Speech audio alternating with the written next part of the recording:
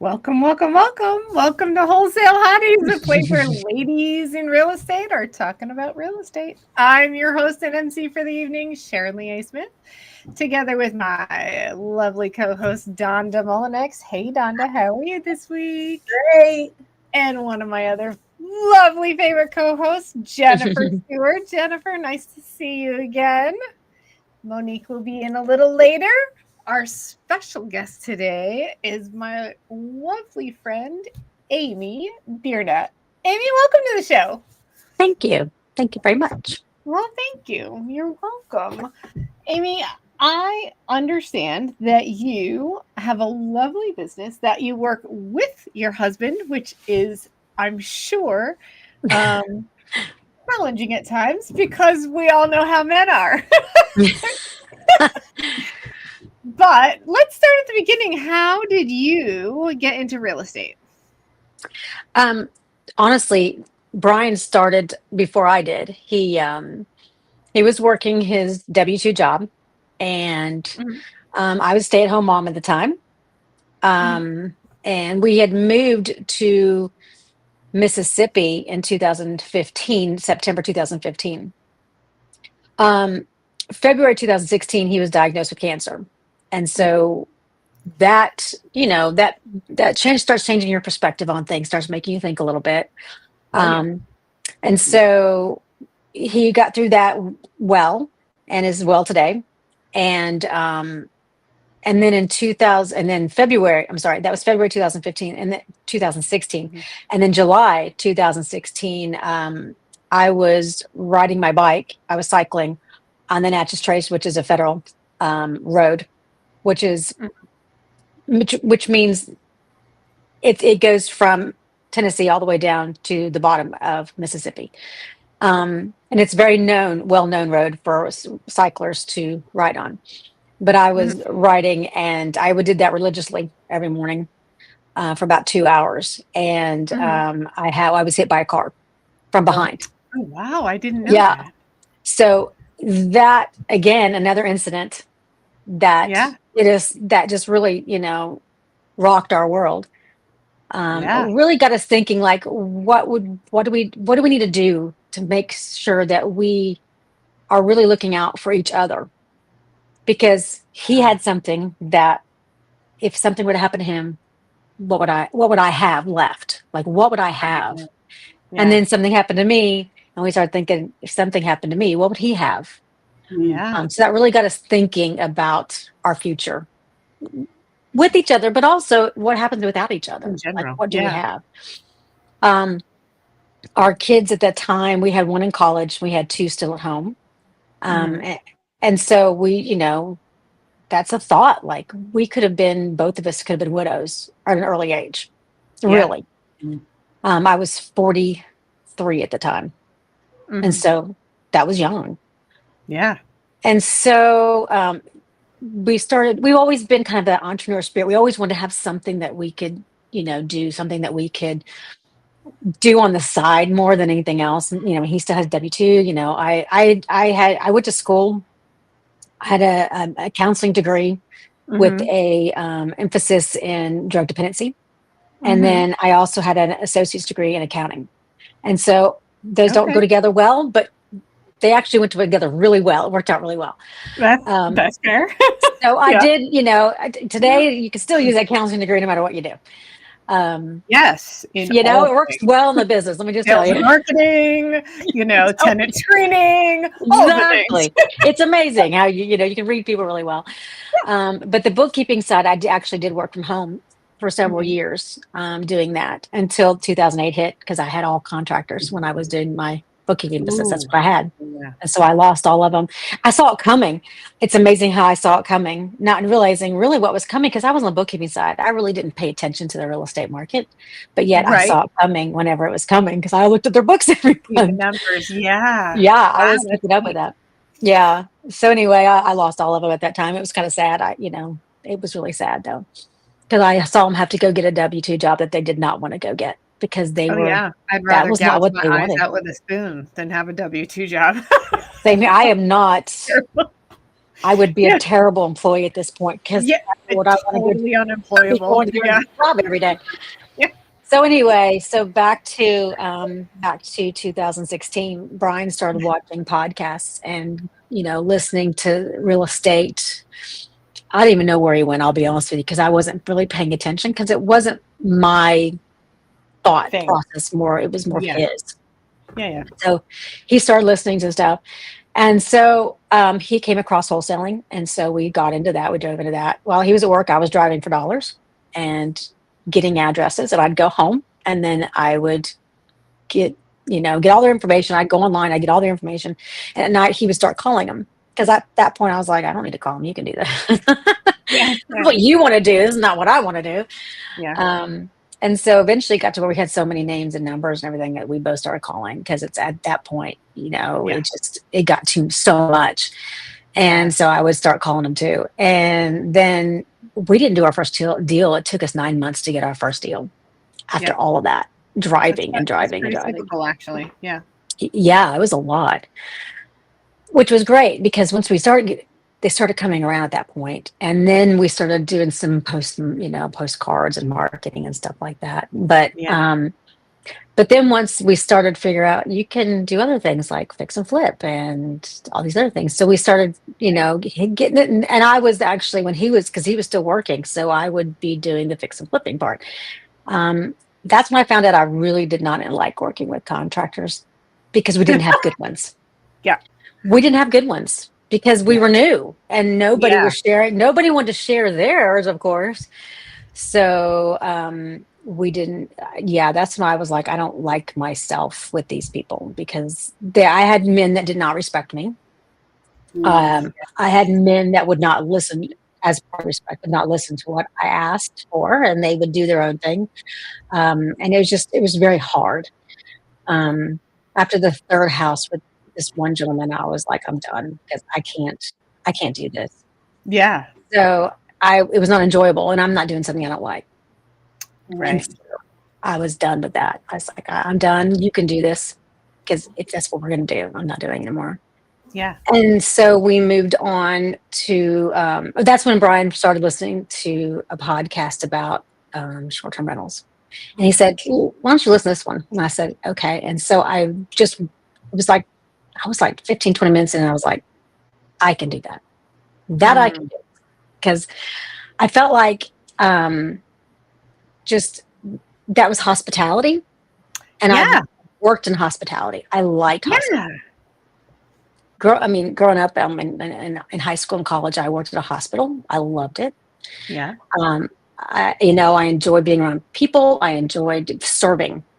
Yes. And so that's serving. And I was like, okay, that's more along what I like to do. And it wasn't even about designing a house. I could care less on it. Honestly, I just, that is not what pleases me. That does not do it for me. Right. It's more about, providing a nice place for people. And so that's what got my attention. And so we started with arbitrage, which, have a master lease with a landlord. Mm-hmm. And you have the right to sublet that property to Airbnb, Vrbo, your website, whatever you choose, Google Vacations, whatever you choose. And so that's what we started doing. And that's where we grew fast because we did that without having to have all the, having to buy properties because it's, that's takes a lot of capital to do that if you don't know how to do it right. Yeah. How easy was it to find the places to rent, the arbitrage? This was 2019. And what's interesting is at that point, Jackson, Mississippi, there wasn't a lot of it going on. And so we found landlords very easy that were very happy about that. And I don't know if that was just us and the Lord saying, here's a blessing to you, but we had no trouble doing that. That's awesome. I don't know if it's because there wasn't a lot of people asking or what. I don't know, because we had no problems doing that. And I know some areas people say it was horrible for them, but for us, it was not a problem. Was the rental market, just thinking outside the box, was the regular rental market in that time frame kind of down?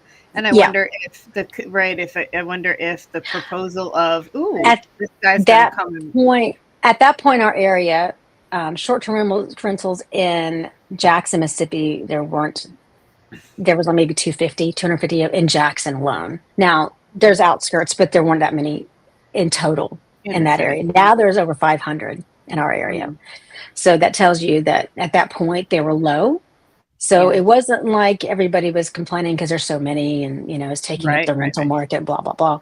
So that I think that made a difference too. But also we approached landlords in a way that I think helped too. We approached them and told them, we will be your best tenant. We will pay you on the 30th of every month, not the first. We'll pay you on the 30th. We'll pay you early. Your properties are going to be professionally cleaned every time someone leaves.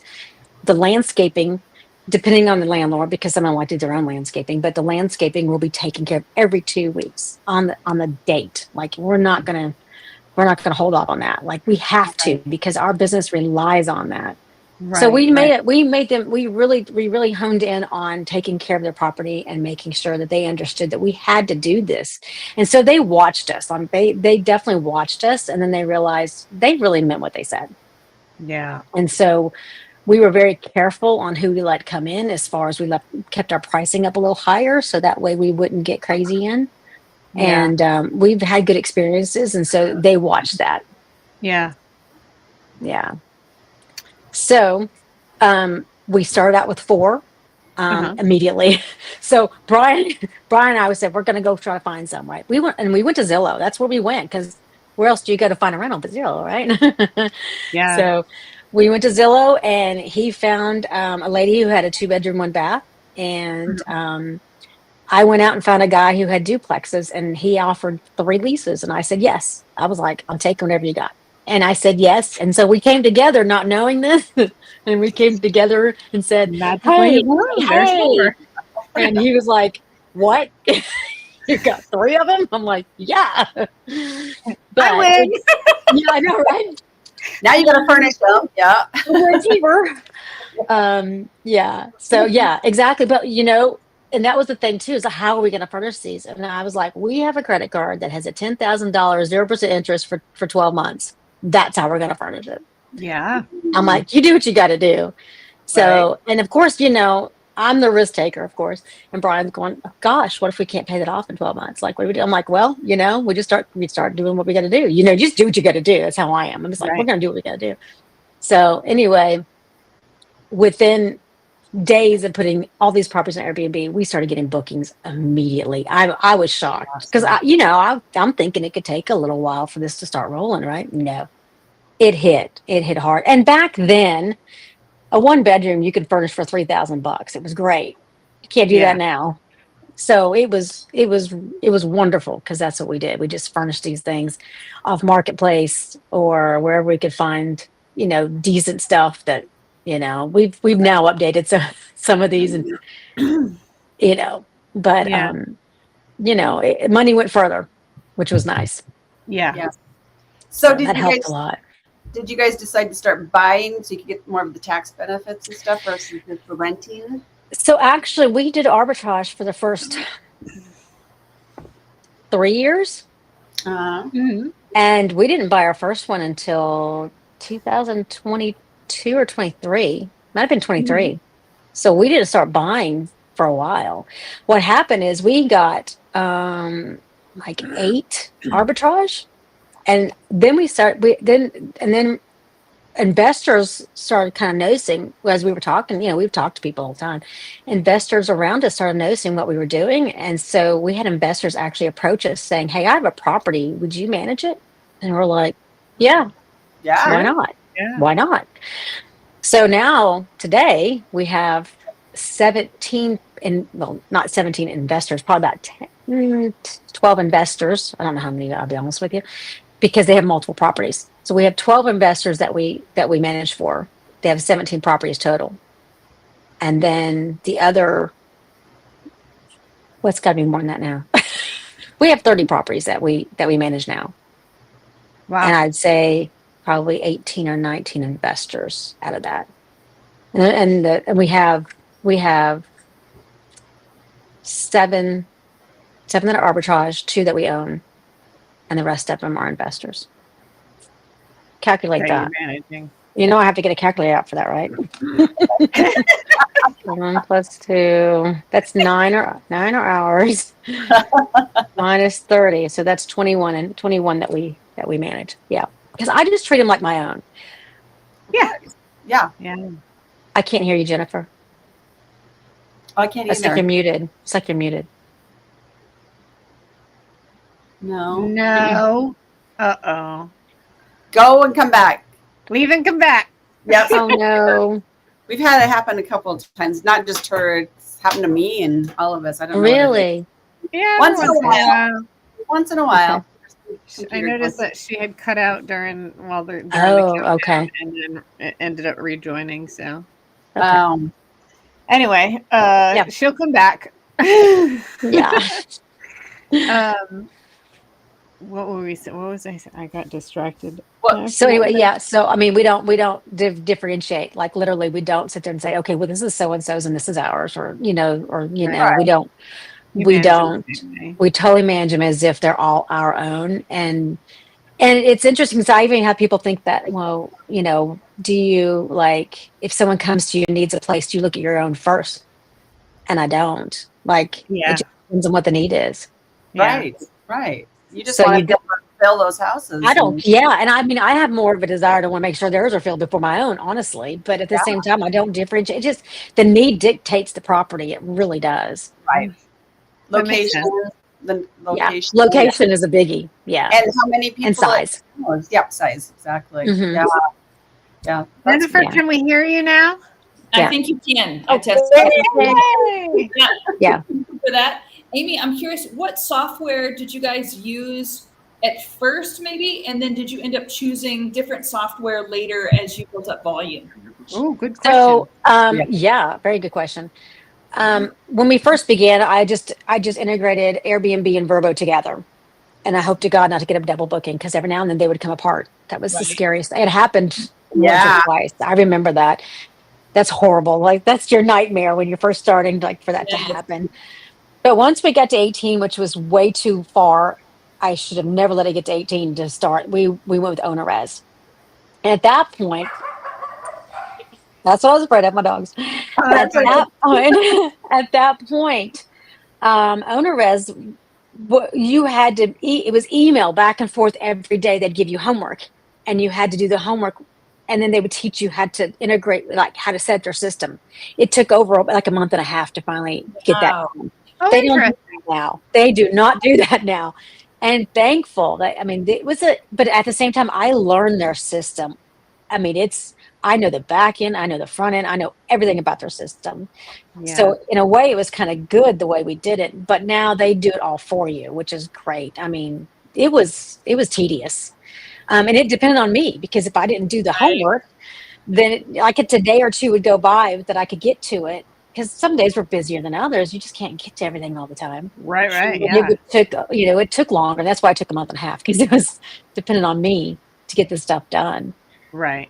So that's why it probably took a month and a half. It probably only take 3 weeks if I would have done it like bam, bam, bam, everything that they said. But it just took me longer to get it done because of me. Right. But again, And- I had 18 properties and I should have never gone that far. Well, and you're juggling husband, you're juggling mom life, Yeah. and you're doing all that. Well, also, this is community corporate housing. We also have Biernat Investments that does the other part of the real estate, which is still fixing and flipping. We used to buy, property, selling it on the market. We're doing everything else still, doing that side too. And my husband didn't quit his job until October of 2021. So by then we had probably close to 18 properties. Yeah. If not more. Nice. I don't know how many we What had. type of margins do you look for? Like, what's the range of percentage of profit that you would expect? And if that's too private, but I mean, like, for example, with the DSCR, it needs to be a 1.2. Is there a certain threshold of profit that you look for that you would recommend the audience not go below? So Hmm. I think this will answer your question. So if we don't do one bedrooms anymore. I'll be honest with you. We don't even look for them. We don't even want them. Even 2 bedrooms, we don't really look for either. 3 bedrooms up make more of a profit. So that's what we look for. But if you're doing a 1 bedroom, the minimum we want to make on a 1 bedroom is $600. But even that's low. I'll be honest with you. And that's per month. Per month. Yes. I'm Yeah. sorry. Yes. So on a 2 bedroom, 1,500. A 3 bedroom is 2,000, a little higher sometimes. It just depends on the property. It depends on a 2 bedroom, 2 bedroom, 1 bath, 2 bedroom, 2 bath. That makes a difference. A 3 bedroom and 3 bedroom,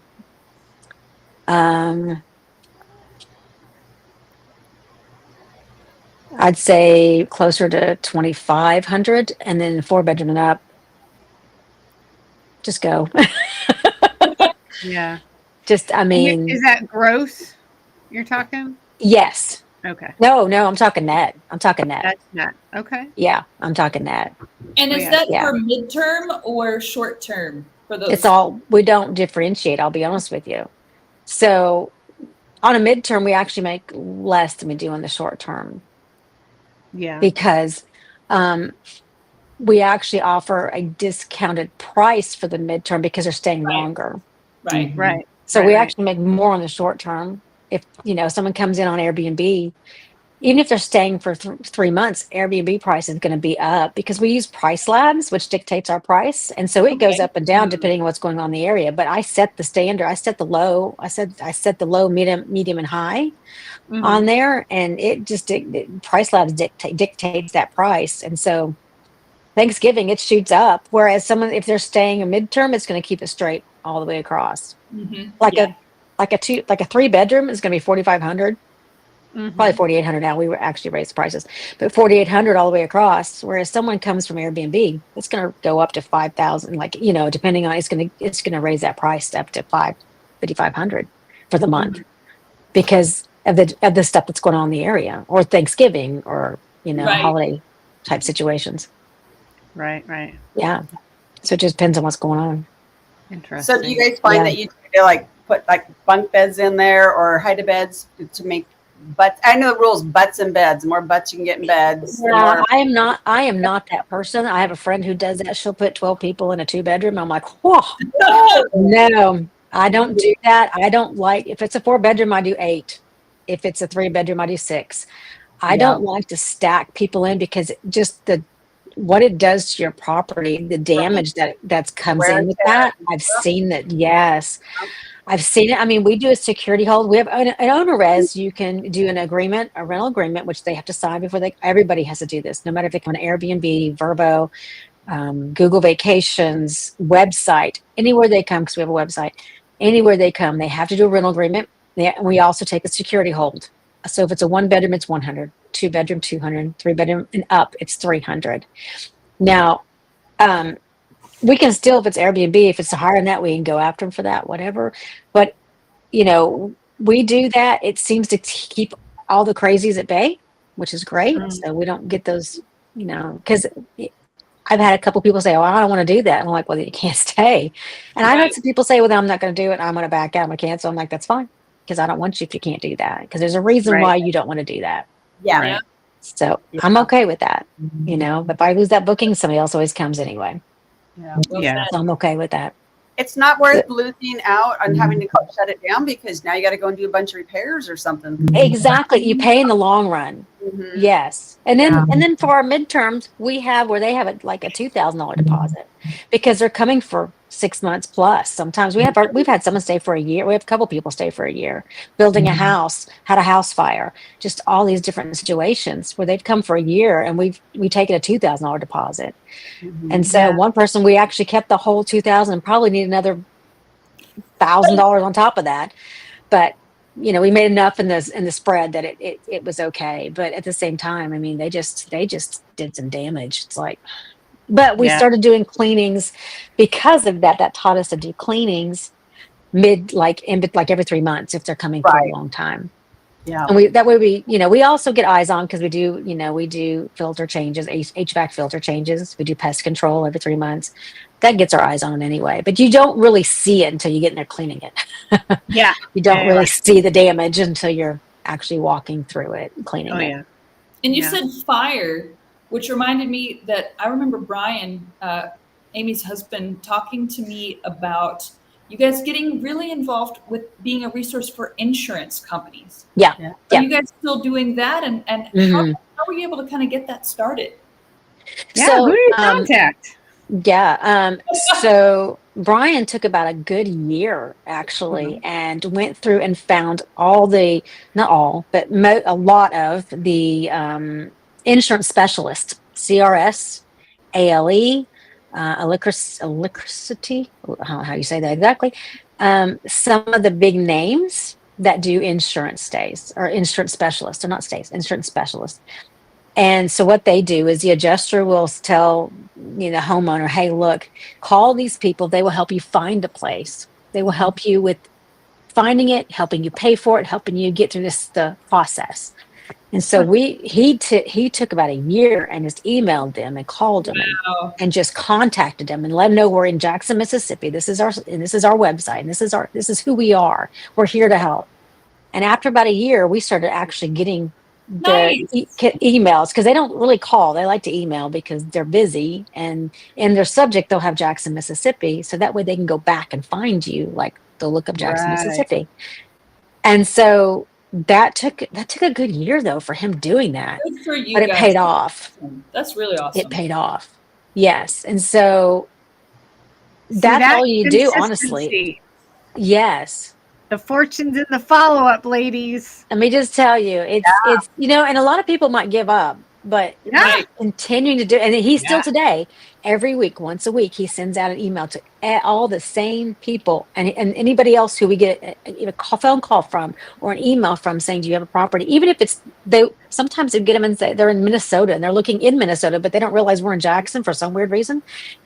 We get like the wrong email. We're like, oh, there's a contact, because none of these people are in our state. They're all over the place. Like they're in Arizona, they're in Illinois, they're all over, but they still have people that need places in Jackson, Mississippi. Absolutely. And so we still, no matter if they're a wrong contact, an accidental contact, whatever, we still save their information and send it to them once a week. We're here. This is what we have available. He'll give them the address, how much it's going to be, the availability. This is when it's available, of a lot of, of anything that's available. We don't send them all of our properties, but just what's available. That way they know we're here. Just something to keep them fresh in mind that Jackson, Mississippi has availability. And this is who we are. Yeah. So Amy, is that your main focus? Is your husband and wife team that you're doing more of the rentals, the short-term rentals, then your husband is doing more of the fix and flips? Or do you guys? So yes, he is definitely doing more of that. Okay. I'm okay with that. He's definitely doing more of that. I do more of this, and I actually have hired someone to do our customer service, to do our back end on OwnerRez, to do all of that. So I do all of our bookkeeping. I do all of our I run around to every property. I check on it. I do any light maintenance. I don't mind doing this stuff. I actually enjoy doing this stuff. I know people are like, ooh, but I actually like it. And then, but I also help him on the end of the properties. I help pick out colors now. He started out that I'm like, please let me do that. I help him on that end. I do the final doing final walkthroughs, because he's been seeing these properties every day. Yeah. And once you see something every day, you don't see things anymore. It's always like that. Mm-hmm. Yeah. Just like my cleaners and I have runners also that run to properties. They stock the cleaner's closet. They check after the cleanings. They see things that I don't always see, because I've seen these properties so many times. Right. It's easy to miss stuff. And so it's good to have fresh eyes on things. And so we all help each other out, by doing stuff like that. So we do mix with each other, because he's technical too. And so he does a technical side of the short-term, mid-term rentals, that stuff I don't want to do because it's technical and I don't know anything about that stuff. What's the farthest distance you guys have properties that you'll manage? So we don't want to manage from a distance, honestly, but we do have some in Florida. We have 2 in Florida. And it's because we have a good friend that we couldn't say no to. But other than those, they're typically within you can go there within 35 minutes. Yeah. Okay. Yeah. Oh. And I'm comfortable. I'm very comfortable with that. And even the ones in Florida, it's an hour and a half from where my mom lives. So I've I've been down there with my mom. I've driven over. And I have a great cleaner there. Her husband's a maintenance guy. I mean, gosh, it was a great pairing. And I just found her by going on Airbnb and asking somebody who had great reviews, who do you use for your cleaning? I just messaged him and said, who do you use? And she shared. I was like, thank you. This is great. But I don't really want to move out of my area. I had stress about it. I was approached by somebody and I had such great stress. And I said, you know what? I'm not going to do it. The stress is too high. And I'm going on 54 years old. I don't want to be stressed out anymore than I have to be. And so, yeah, it's not worth waking up at night wondering what's going on and if it's going to be okay. Yeah, absolutely. Yeah. It's just money would have been great, but it's just not worth it. No, that hustle. Sounds like you guys are making enough to where, like I know for me, there's a threshold and how much more. If I make more, is it actually going to make me happier, or is it just adding stress to my life, right? And so maybe that too. Yeah, I mean, we had up to 33 properties a couple of years ago, and but also my biggest thing too is, and Brian, I've had this discussion, is that I don't want to take on any investors that are going to add more stress either. Like the investors we have now, I love them. They know their lane, we know our lane, and we all stick to it. I don't hear from them. I give them a report, and I pay them ACH the 10th of every month. And it's a beautiful relationship, and they know that I'm doing the best I can with what I've got, like with the economy that we have, with everything in me. I am doing the best I can. They know that. They don't question me to say, are you sure your pricing is right? Are you sure? They're not asking me questions. That's good. Thank God, because I am like I do. I mean, I go to Price Labs every day to make sure I'm where I'm supposed to be on these properties. Every single day I go to Price Labs and make sure, like I am 100%, trying to make sure that these things are where they're supposed to be.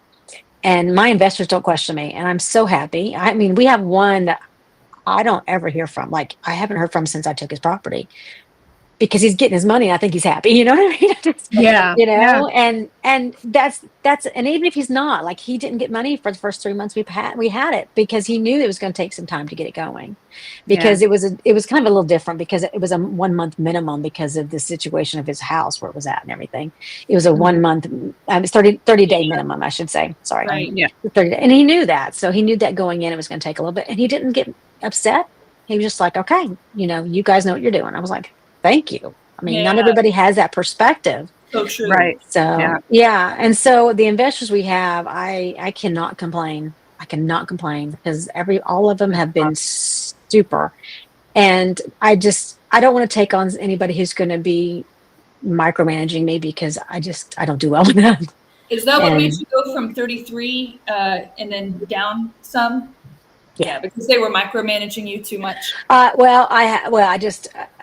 I just felt like we weren't on the same page, maybe morally, and I don't want to do that. Yeah, Brian and I have built a good name, and I don't ever want to. I don't ever want to hurt that, and that's important. You all know that in this business, your name is everything, and if you jeopardize that, then it can just tear you up to where you have nothing. Leagues you can play in if your name does get torn up, but I don't want to play in those leagues. Yeah. It's a league of snakes, and I want to be where the good people are. And I know that if I want to be where the good people are, I need to be a good person, because I don't want to go play in the league of snakes with snakes. Yeah. Right. Yeah. I don't want to. Yeah, and that's exactly where some of these people were. And I was like, no, I didn't know that. Like when we started with them, you know what I mean? I would not have done that, and it just didn't. It was like pulling teeth to get them to do something for their property, and I'm like, I just don't want to do that. Like, if I need you to repair something, I need it repaired. Right. Yeah. I just not how this business works. So, and that's just how the short term, midterm properties, you have to keep them 100%. You have to keep them as best as you possibly can. And if you don't have a landlord or an investor who's willing to do that, then it won't work. It won't work. Yeah, so you don't want to work with those slumlords. You're like, no. Yeah, exactly right. So if you're arbitraging with something like that, it's not going to work. So you have to pick the right person for the landlord for that too. Yeah. Did you make a I'm hoping. contract to ensure, like, Mhm. is it in your contract, like, hey, there's a certain threshold where this is the expectation? Yes. So on the arbitrage, we did have it in there that if it was under a certain amount of maintenance, that we would just take care of it. But if it was over something, and if it was major, like HVAC or whatever, then they would have to definitely cover it. And so ours did not have a problem with anything that we put in there. They didn't red tape and red mark up our lease. I think the one gentleman actually had us use his lease, but we kind of put some stuff in there to match what we wanted, and it worked out perfectly. So it wasn't a problem. It wasn't a problem at all. So Awesome. yeah, it What just was made your, him feel better. what was your repair minimum? Like if it was like 250 and under? Yeah, I think it was actually 150. It was really low, actually. Yeah. Yeah, but I mean, he was that guy. I mean, all of them have been very good that they want to keep their properties up. They don't want them to go bad. One of so the one guy that we started with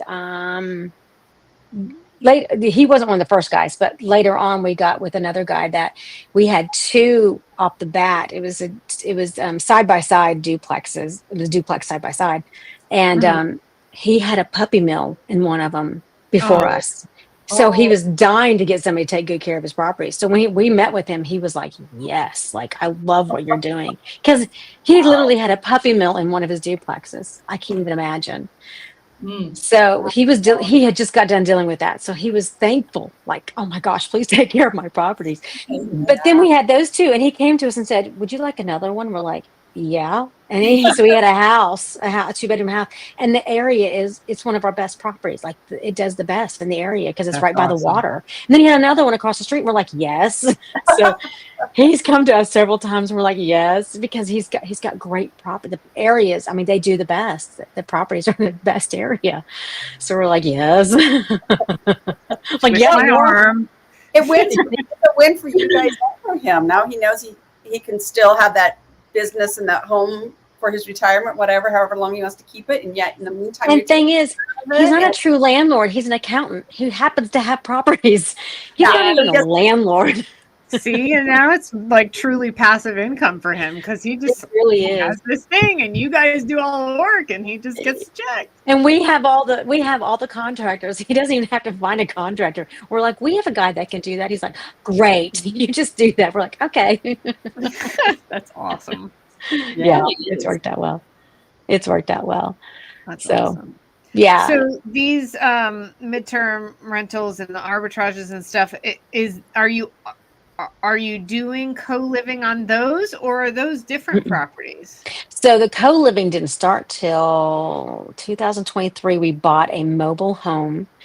Because what happened is we went in 2023, went to John Morey's event in September.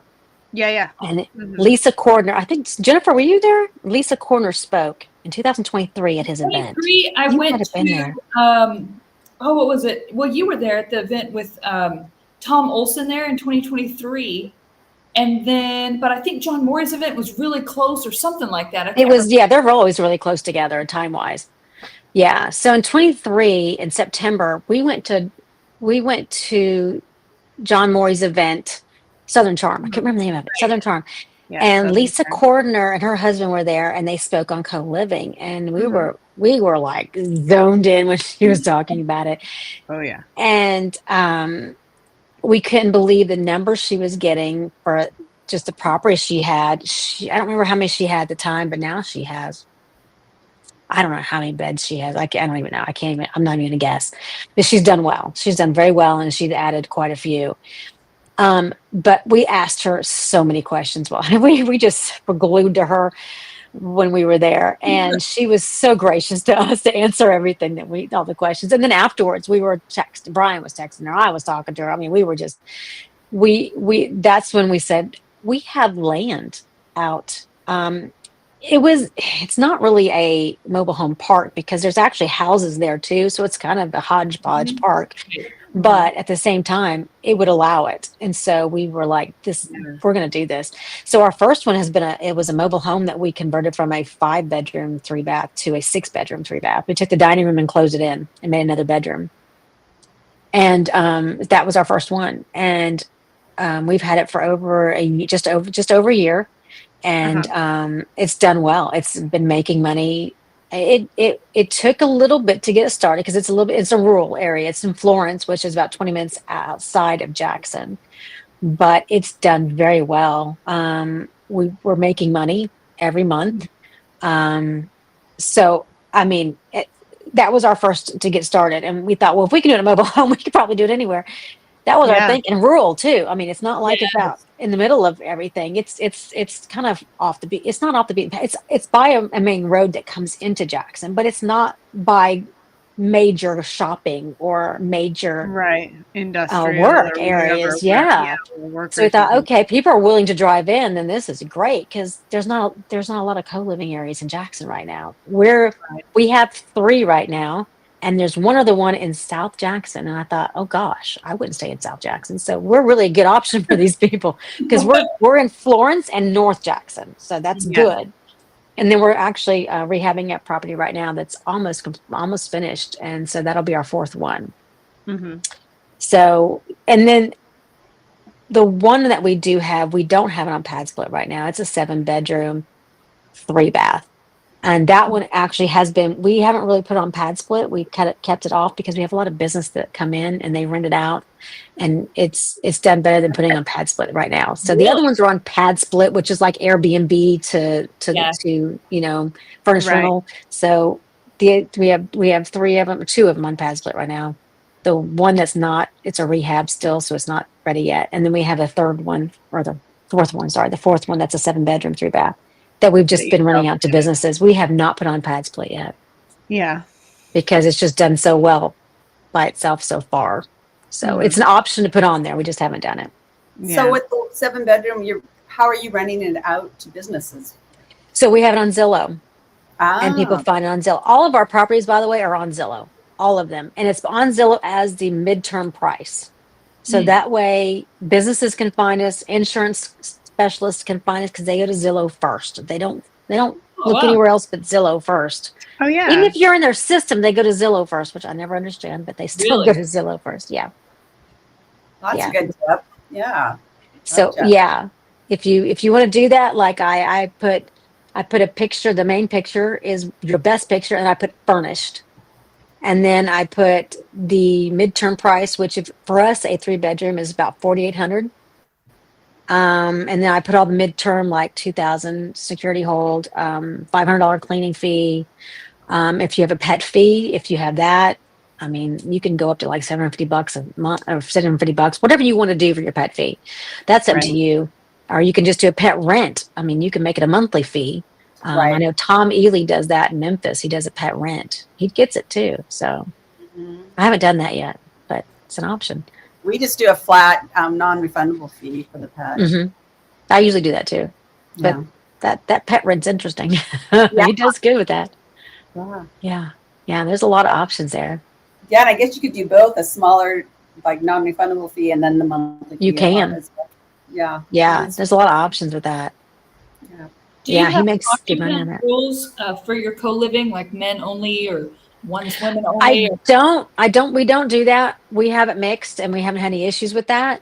I just have no guests allowed and no overnight guests allowed. Yeah. Now, I've had some people break that, and we've had a talk because no, you can't do that, and it's a violation. So they can be forced to leave if they do it again. So there's a reason for that. Like we had one where a guy had his daughter stay the night because she was visiting. It's his daughter, and I'm like, no, I can't protect your daughter. Right. I'm not comfortable with that. I can't protect your daughter from anybody else in that house, and I will not be liable for that. So I make a very serious, conversation about that. I don't play around with that, especially with children. I do not like that. Yeah. So go rent a hotel room for a couple nights and take her swimming and play at the hotel. I know. I'm like, this is not a game to me. So I'm like, do not violate the rules. They're there for a reason. Do you have a camera within side of those, like the kitchen? We have a camera on the front and the back. I don't have any inside. I don't do the inside cameras. I just feel like, I don't know if I'd like that if I lived there. People watching me inside. I just don't know. I haven't felt forced to do that. Like nobody's Um, saying somebody's stealing my food all the time or anything. You haven't had issues like that. I haven't had any issue with that. No, no, no. We did have one guy that did get arrested someplace, and then he just stopped paying. We didn't know why. Found out he got arrested, and that's why. But I don't know what he did. So it wasn't at our house. It wasn't did anything to do with our place. He did something somewhere. So I'm like, okay. When the guy staying in the house said, I found out he got arrested. I'm like, well, that's why he stopped paying. He's nowhere to be found. Rhonda, was No it one- you who had the Golden Girls co-living? No, Yeah, that's what I haven't heard I of was that. talking. I was talking about doing Golden Girls here in Surprise at our house that we just subtued, and it's a 4-bedroom, 2-bath, and we're like, this would be a great home. That It's would be awesome. open concept. They could quilt together or whatever, I you know. love it. I love it. Yeah, That's great. I do like that. That's a good idea. I think Yeah. actually, I think that would be, I can see that being a really big need. hmm Oh I yeah. really can. Oh Well, yeah. My dad passed. My mom talked about how lonely, especially in the evenings. And I have a friend that's going through Yes. divorce, and she's like, "I'm really lonely." And it's just having. If you want to go and be by yourself, you have your room because you Yeah. don't put other people in there. And then if you want to go and do a craft or have a movie night or whatever, then you have friends right Yeah. there. Yeah, I think that's great. And it's not a nursing home, and it's not Right. No, Exactly. assisted living or anything. It's No. still a house that, Right. you feel like you're still very independent, and yeah, Exactly. yeah, I like that. My mom is in that situation. My stepdad passed away in March, so I mean, she's in that situation where she doesn't know what she's going to do. Yeah, she doesn't want to come with us probably because we're probably too much for her. I don't know. She knows we're always going. She's like, "You're so busy," and I'm like, "I'm really not, but I am." So I don't know. Well, I don't mean, in know. generations past, the elderly would move in with the family, right? Right, And so they right. had companionship, and now Right. it's just not happening anymore. And I think I that know. is absolutely a great need, especially I as think the so. boomers are aging and that type of thing. So Yeah, I think that is a great niche. I think so. I think I do because my mom's still independent. I mean, she's not. right. I mean, she's still Yeah. taking great care of herself. I mean, she gets around great, so it's not like she's not, doing well. Right. Yeah. Yeah, I think that's a good idea. Maybe I should tell her I'm making a house for her and her buddies. Right. Right. Exactly. Run out of your rooms. You don't like them, kick them out and get another one. True. Exactly. Yeah. We have a question from the audience. How are you going to handle Zillow's ban of private listings in 2026? I didn't know Zillow was Explain doing that. What is it? Yeah. What's a private listing? I don't know what that would be. What would that I don't what would know. that be? Is that I just haven't heard of that. is that a seller? A seller trying to I hadn't heard of that. Yeah, I'm gonna I take a don't picture know. and give it to Chat GPT. okay. Oh, there you go. Love it. I use Mhm. Chat GPT, if I can say it. Jeez. I'm getting Right. tired. I told you it's bedtime, isn't it? I know. So tired. But I use that for my listings. Good. To help to- write stuff up, right? To write it, to get my titles. I mean, it's great. Just saying. Yeah. If It you're not is. using that for your business, whew, use it Oh, for whatever you it's can. an MLS. So they're talking about a seller wanting to list it on Zillow. They used to do that where you could look for versus an agent listing it. Oh, a FISBO. A FISBO, right. How are you guys handling the ban? I didn't know they were going to ban private listings on 2026. I know didn't they- either, but I wouldn't do a FISBO anyway. Like, Yeah. I think there's power for with using an agent to sell a house. Oh, yeah. I think that they We always do. We have three in the Yeah. market right now with one of our real estate Yeah. agents that we use a lot because she's really good, and I just don't want to do that anyway. Yeah. No, it's I just mean, time you don't have that you need to be focusing on finding another property, doing another. I fix and mean, flip. they're worth Right. their percent and then some. Let's be honest. So yeah, Exactly. And when you Yeah. work with an agent on a regular basis, they usually give you a really good deal. Like well, I she laugh. does more than does. I mean, she looks things up for us. She just does so Mhm. much. She'll find properties for us that I mean, Exactly. once you have a Well, great they- agent, They know, you work with they them. know how to listings are exempt: for sale by owner, new construction listed by builder, and rental listings, which is what we care about. The rental. Yeah, because on the rentals, on the furnished, the midterm furnished rentals, there's a thing on there that asks furnished, and you check it off. So it will list it furnished for you, like you check it off. So So, Jennifer, they don't they're mind that at saying all. that Zillow won't let the private people list the rentals either. Yeah, That's it what was it's sounding really like. confusing because, obviously I'm not sitting here studying it with full attention, right? Sure. But it was saying that there are exceptions for FSBO, but it was kind of saying something like, and I don't want to bore the public by reading here, but it says, if a home is publicly marketed, sign in yard, Facebook post, brokerage website listing, then it must appear in the local listing service, the MLS, and therefore be accessible via Zillow and its partner portals within 1 business days. So take that as you will. I mean, that's basically saying that if it's publicly marketed, as in there's a sign in the yard Facebook brokerage website listing, then it needs to also be on the MLS. Interesting. It has something to do with apparently an antitrust lawsuit, which I'm sure you guys know. Antitrust means they're going to try to break up a monopoly, basically. But I don't think Zillow is a monopoly because there's Redfin, there's Realtor.com. I mean, there's so many similar things. But Yeah. whoever brought that up, thank you. Something for us to pay attention to, right? Yeah. And so how are we going to handle it? Research some more and figure out how to handle it. Not sure, but thank you. Talk to my real estate agent and see what I can do.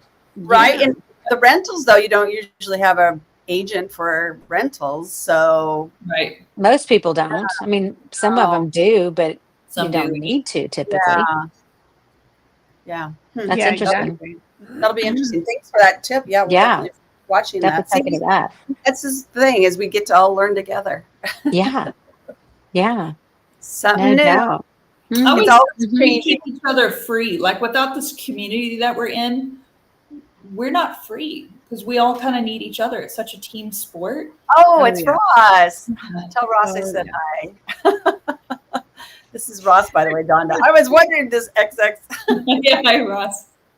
Hi, Ross. He's an agent here in Arizona. He sends us all kinds of listings and stuff. He's a great guy. So yeah. Right. Well, cool. Oh my goodness. Ladies, we're almost at the end of the hour. What else do we have for Miss Amy here? So the one that isn't on pad split, your co-living, you said that you're getting have companies come, and so like the company comes and rents the whole thing and then puts their employees in individual. So what type of companies are you talking about? Like construction? Usually it's construction. It usually is. Okay, yeah. right. So all we have in that is every bedroom has a full bed. So I get the Zenith metal bed frame. I get a mattress, usually the what are they called? The memory foam mattress. I get a encasement zippered around that thing, and then I do a one on top. I'm pretty about that. I cover them suckers, and then they get sheets and a quilt, and then a pillow protected, and then a pillow case, and then they get a nightstand and a lamp, and they get a closet, and that's all they get in their room. So it's not like it's furnished like an Airbnb. It's just not. So this house, that's all the bedrooms have in them. They bring their own stuff. They want to bring more, they can bring more, but that's what they get. So they don't get a lot of stuff because they're there working literally. These guys are working like 16-hour days. So it's not like they're coming in and hanging out in their room and whatever. Now this property does have, and most co-livings don't, but this one does have living room furniture because it does have a TV. Most co-livings, our other ones do not have a TV, does not have a living area, does not have a couch, but this one does, and couch and chairs. It has a dining area, dining table, dining chairs. All the other ones do have dining areas. This kitchen is fully furnished, whereas the other ones are not. because they are coming, they're going to eat, they're going to all that. And it has a pretty large kitchen, 2 trash cans, two fridges. All of our co-living has 2 refrigerators. Wow. So yeah. you can have room for all the, this one Right. holds 7 people. So it's got to have Right. room for enough people and food and everything else to go with that. And space. It's got to have the space for everybody's stuff that they bring. It has laundry. Everybody has laundry. All of them do. Washer and dryer. And then it does have extra like storage, like extra shelving and things like that. So if they have food or they have laundry area, they have extra storage to put their stuff in. So, and this one has a garage, but it has one door that goes up and down. So they can't use the garage for a car, but they can use it for storage. And that the businesses love that. They want to have room for whatever storage they're bringing stuff. I don't know what they're bringing. Every business is different, but sometimes they have tools. Sometimes they have just stuff, and they just love the garage for that reason. So that's a big bonus when they come. Yeah. So that helps a lot. And in the back, they always have grills. They like their grills. So they want to cook out. And so they have that back there. This one has like a gazebo in the back. They love it. So they get to sit outside and just chill a little bit, which is good. They love that part. Mm-hmm. Yeah. Nice. Yeah. And of course, parking in the front, you have to have enough parking for at least 7 cars. So that was the property. That's what we look for in a property is we have to be able to make sure there's enough parking so where the neighbors aren't having a fit and everybody's happy. So we have the driveway and of course, additional gravel throughout the whole front for enough cars that can fit in there to have 7. And then when you are looking at a property, you got to make sure your ordinances fit this amount of people too. Right. Like we can have 8 to where 8 unrelated. Yeah, I said is in there. Unrelated individuals that can stay there. Yeah. So your ordinance have to fit what you're wanting to do. Yeah. And make sure you go where you're wanted. There's a opportunity up in another area. I just know that neighbors are going to have a fit. So it's like, why bother? Just don't even bother. So it's not even worth it. The house is wonderful. Everything will be perfect, but it's like, I'm not going to do it. Just not going to. Is that why phone calls? It becomes a hassle when your neighbors start, reporting you to the city, and then you gotta, it's not worth it. And then you're gonna have to pivot when you don't want to pivot. Exactly. You're gonna have to do something. I'm gonna have to sit around and sell it. All your money and you're setting it up this way, and then All you're screwed. furniture. Yeah, no point. Yeah. I already have a storage unit. Yeah, is that why you're using the pad split on the other ones because they do have issues with how many people that are non-related? No, okay, these do not. I'm just using pad split because they'll do the background check. They'll do all the financials. I don't have to do any of that. So that's a bonus for me. I don't mind dealing with the people. I don't mind, going in and making sure because I have cleaners that can go clean it. We clean it every 6 weeks. We clean the common areas. We don't clean the bedrooms. We clean the common areas, and that's it. I have a cleaner that can do that. The turns we can deal with that, but I just don't want to deal with the financials and the background checks. I want them to do all that for me. Yeah. Yeah. And also with the pad split, are you like, if they're responsible for the room, there's like a vacuum and mop and broom and that kind of stuff that they all have access to. Got it. Yes. I provided all of that. That way there's no excuse. Right. Yeah. Exactly. Right. Yeah. Give no excuse. Cool. Yeah. Wow. That was some good information. Yeah, absolutely. Go Amy, with thank me. you so much for coming on. I know. I really Monique never got to ask anything. Is there anything No, else in there? I know, Monique. But you guys may have already answered them. So the last thing I want to do is make everybody put through that again. But I'm sorry I kept coming in and out. I was having some problems with the internet, and then couldn't hear sound, and then just phone was ringing, that sort of stuff. So No worries. We're glad you joined us in the last minute. Good to see you. All right. Well, Amy, thanks for coming on, and I hope you all have a lovely week. We'll see you next week. Thank you. Bye. Thank you, everybody. You're welcome. Bye.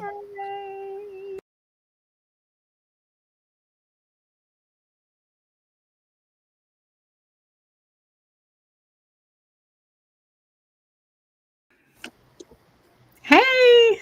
Hey. Wait, you're upside down. There you are. About 10 minutes ago, I heard this loud crash downstairs. I'm going, oh no, what are the dogs into? Oh, at your house, at your place? I didn't hear it. So Oh boy. that's funny. Uh-oh. Well, I saw Spencer, but I didn't see your other ones.